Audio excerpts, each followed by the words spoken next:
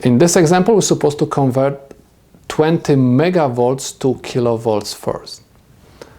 So I'm going to write simply everything what is given. So I have 20 times 10 to the 6 volts.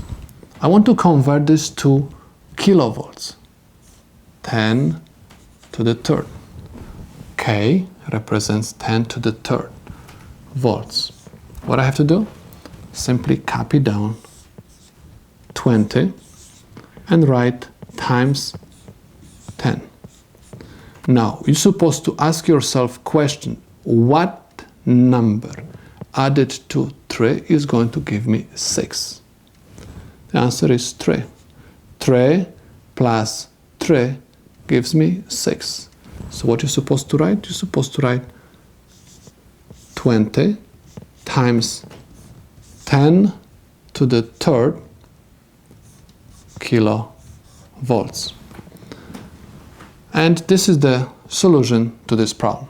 This time, we are going to convert 20 megavolts to volts.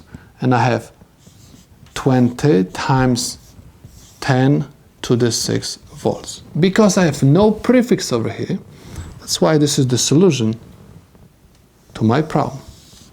20 times 10 to the 6 volts is equal to 20 megavolts.